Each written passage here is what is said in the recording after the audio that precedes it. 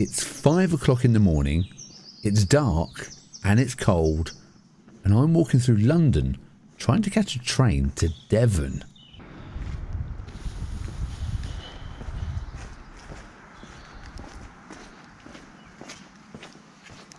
Very early. Too early to be walking the streets of South London. But we're heading down to Brixham to pick up the new van. Very excited. It's going to be a hell of a long drive back. Especially in a car or a vehicle that you've never driven before. That's always a worry. And no power steering. Oh, God. You know, it's like might as well be horse pulled at this rate.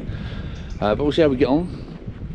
I'm excited to see it, and yeah, let's carry on with our journey.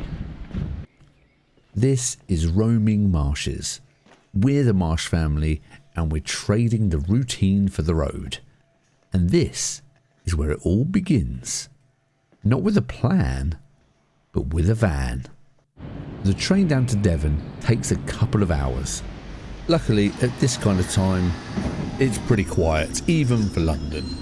Now, it did involve going on the underground, another train, and then eventually coming out and getting on a cross-country train down to Devon. Now, this is not a journey I've ever done before, so it was all brand new to me doing this. But luckily, it was pretty simple. You know, the train was nice and quiet, and the views were absolutely gorgeous. So I was really lucky on that day with the weather. And here I am just arriving at Brixham, and then there was some negotiation obviously and talking about the van, but I didn't film any of that. And this is my first drive back on the main road back up to London, and as you can see, that cloud, yeah, turned into a rather big rainstorm, which is not ideal when it's your first time ever driving the van. You know, you're still getting used to where everything is. The wipers are not particularly great, so it was quite a harrowing journey just to get back to London, which I was not a fan of. And it went on like this for a good few miles, and as you can see, the van is in great condition. It looks really cool, but at the end I will show you a full tour of the van and give you a guide on what every single thing does in the van and how it's all laid out. So there'll be a timestamp if you want to jump to that. Luckily, typical British fashion, this is the same journey, believe it or not, and now it's absolutely beautiful. And this is how I imagine my journey going. Beautiful sunshine, beautiful views, and just travelling back and enjoying the journey, because it was a couple of an hour's drive. Of course I had to stick some petrol in the van as well, but it was going beautifully well. I was really pleased. Okay, so this is our 1994 L-Reg Talbot Express. So we paid £6,500 for it, and it was a hell of a journey to go and get it because it was miles away, right down in Devon. But it's in absolutely fabulous condition for the age. I mean, I'll just show you some of it here. Just a quick walk around first. As you can see here, really nice condition. Could do with a bit of a wash now. I've been driving it, but it's absolutely fabulous, really. So it is the 2-litre petrol, and the conversion, as you can see here, is done by Auto Homes. So it's a little bit different. The layout's a little bit different than some of the other ones. Let me just show you. Okay, so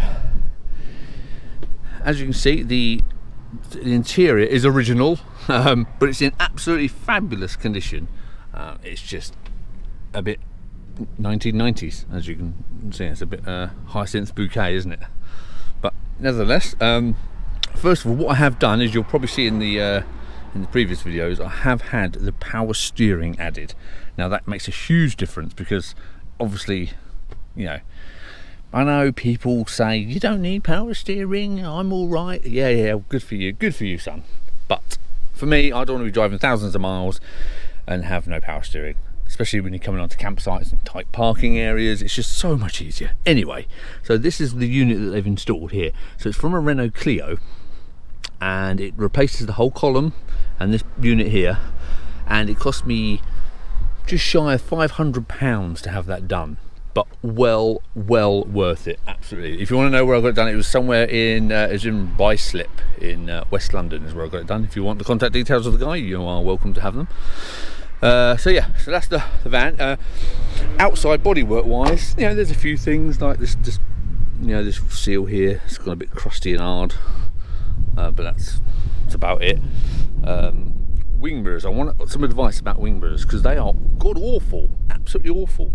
I don't know if these are originals or not, but they're so bad, really poor. So if you've got any tips on how to make these better or replacements, then let me know.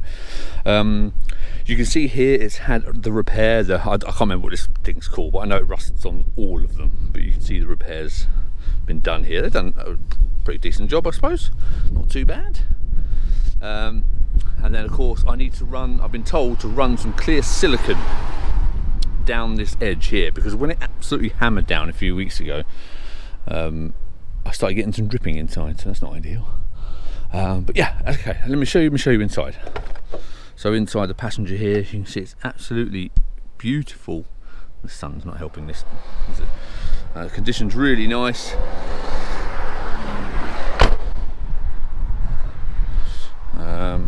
We'll go in the back. Let's go in the back.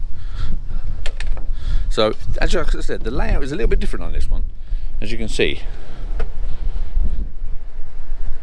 So this is the back.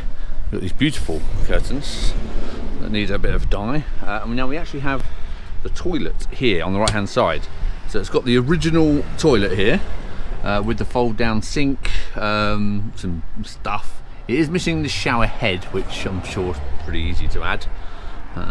But if we climb in, it's got all the lighting here. Hello. Really nice. Got the shower curtain rail. We've got the old the vent here. That all works. Get some lighting. Let's turn it off. Close that door. Now on this side we have a cupboard. I'll show you. I'm only showing you all this because when I was looking, there was always something that someone left out, and I was like, oh, I just wanted to see to the right there. So this is a cupboard. It is just a little wardrobe, basically. And then under here you have the access hatch to the gas.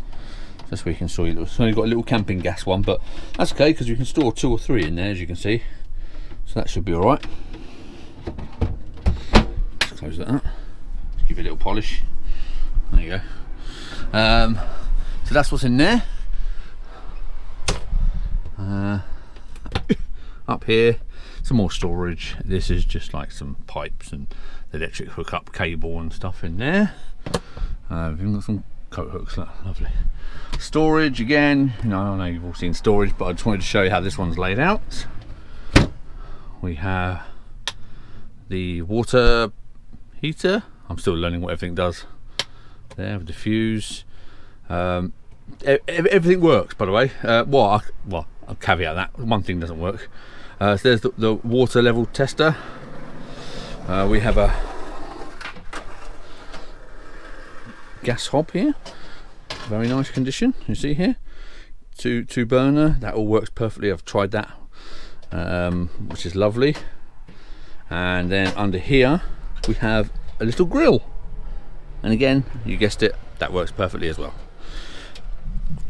Cooker, it's amazing. I'm sure if you're a camping pro, you're used to all this, but for me, this is the first motorhome I've ever had, so to have a gas cooker that just works, it's incredible. That's all fabulous. Let me duck down here. So under here, that is the water heater, I think.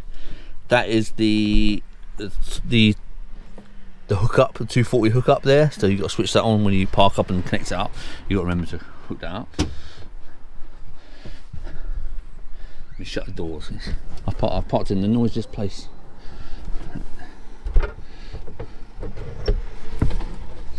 Ever.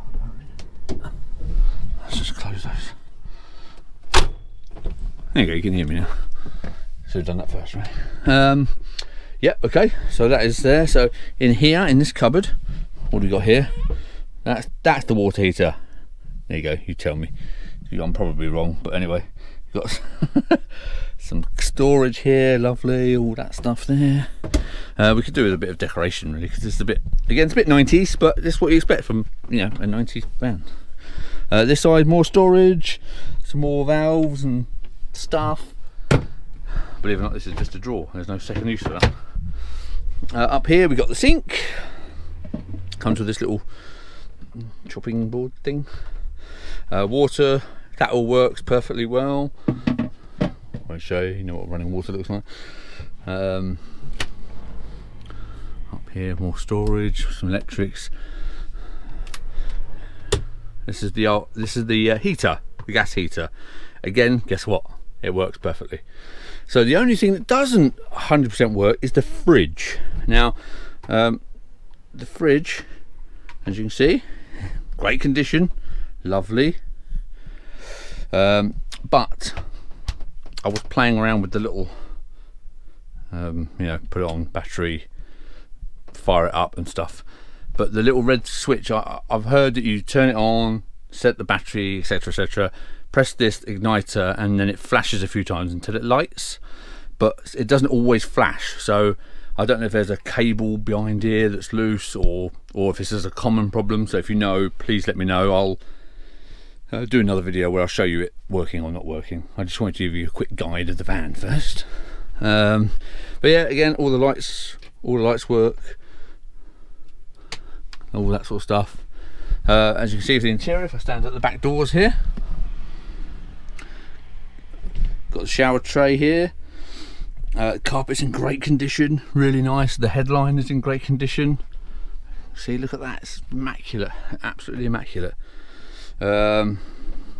This one is just storage. This is where the actual water tank is. Under this one, I can do this with one hand. I can. And then under here, there you go. There's the water tank. It's a bit dusty and a bit, you know, yeah. I've done nothing to it yet, so I need to know. So if you know how to make this safe for drinking again, what is the process for cleaning these, chemical wise, or not chemical, whatever you need to do to make this drinking water? If you do know, please let me know. Obviously I'll research it myself, but if you've got any official tips, then please, I'd be love to know. Thank you. So that is all that. This is the little mattress, the middle piece mattress here, which goes, so both of these lay flat, that turns around, they're both captain's chairs, they both rotate around. This side flattens out, and then you have a wooden piece across here, and then that foam lays right across there to give you a double bed, which is marvellous. Got some little windows up here with their own little curtains on, makes me laugh. And then of course, I won't get all this down now, but it's got two little poppers here, which reveals the bed. So this is the double bed for up the top here. So this whole piece here just slides out onto these little runners and turns into a double bed. Really ideal for kids. I'm not sure I'd fancy really trying to climb up there, but great for kids, that's perfect. This came with, so that's the middle piece for the bed. So it's got a little leg stand and then like a big foam thing. Of course, you know, you've seen all these. Table legs goes in here. The table backs are stored. Let's try and see this one to get out. There's two table backs here. Very clever. Little recess there for the back of the bed. Back of the table. And you know, again, if you're a veteran, you know, that just sits on there, pops in the hole, and there's your table, which means you can have one there and one there, or just one in the middle. So you've got a bit of variation in how you can set that up. I won't put that away one hand because that's going to be a nightmare. This is actually the, not tent, well, I suppose it's a tent, the awning tent, but this is the one that actually connects to the outside of the van. So it slides in some little runners on the outside here, and turns into a whole room when you open the side door. So it's actually connected to the van. It's not just a an awning that sticks out the side. Although it does have that awning as well, so it's got both options and it comes with it. So that's really fabulous. I really like that. Yeah, so that is the bed. Again, I'm not going to get it all down now. But if you do want to see it all out, I can clear all the stuff out and then do a proper tour with the bed completely out. Now you'll see this little lock here. See that little bolt? It's got one on the other side as well. And you'll notice that up here, which one's easier? This one. There's the little hole for them. So this, which is actually this headliner of the cab, goes completely up. So it sort of arches up against the top of the van. So you've got complete headroom. So when the bed's out, you lift this up and then you can stand up either side. So you can put your head pops out here and that goes flush with that. So that's quite cool. It's quite, it's really flexible, to be fair. Very flexible. We've got all the original curtains here, horrendous. All the little slide windows. I don't know if there's any way, like you see this like pressure scratches here, they're all on the outside, I think. Well, that might be inside. Is there a plastic like polisher cleaner that will get those out, or are they just screwed? Do I need to replace them? Any tips and advice, please let me know. That one's got a little bit on there, but not too bad. But if you've got any tips, then please let me know. And yeah, that is our 1994 Talbot Express. We're very excited. Now, don't forget, we've got, I'm going to make up a mileage here, 5,000 miles round trip. That's completely, I'm making it up. So we're going to Latvia, but we are going via Norway in this. So this is going to be a proper adventure van. I mean, we are going all around Europe in this. So I need to get it ready for when we go. Because we are going to be living in it, travelling in it, and just having an awesome adventure. So I'll try and record as much as I possibly can for you, so you can actually see what it's like to spend a couple of weeks in a motorhome in and around Europe. Again, I'm a complete amateur on motorhomes. There's probably loads of stuff I've done wrong or I should have prepared for, but that's part of the adventure, isn't it? So yeah, let me know what you want to see on the roads. Now, I'll quickly show you, I forgot about these. It does have all the blinds. So this is a complete blackout blind. Apart from that tiny little gap.